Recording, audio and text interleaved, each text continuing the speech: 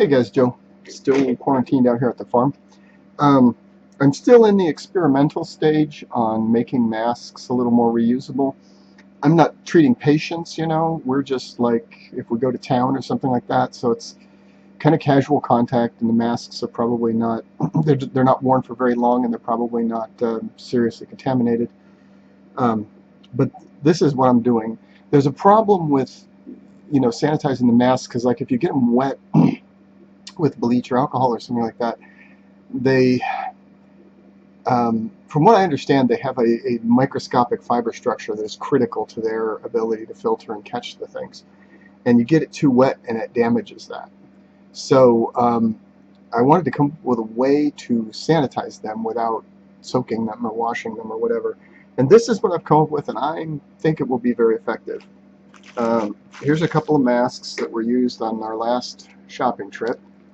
And what we do is pop them in the plastic bag.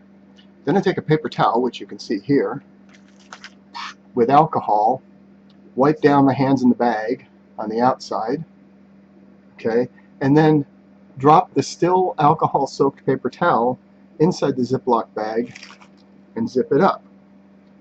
This way it's not really getting things wet in there, so it's not going to mush up or damage any fibers.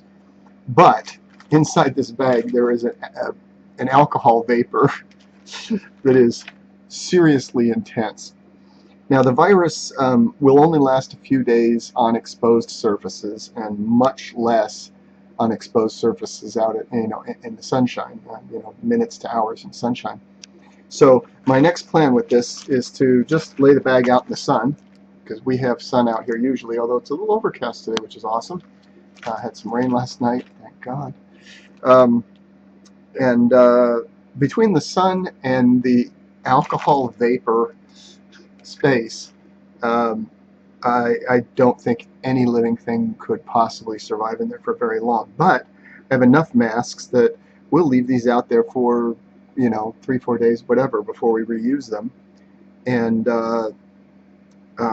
so by then they're definitely going to be quite sterile, and without getting them wet and mushy. I think it's a good approach. And I've been trying it so far, and I don't have a laboratory to determine if it's killed all the germs and everything like that, but I think it's a workable solution, and especially for masks that you're just using for out and about. Like I say, I'm not face to face with severely infected people with this, but it's a good plan B. I think seems to be working good. After it sits around for a while, and you're pretty sure, again, this is just an experiment, but you open it up and take the tiniest little whiff, and the alcohol is very strong in there. I think a big air gulp and you'll end up in ICU.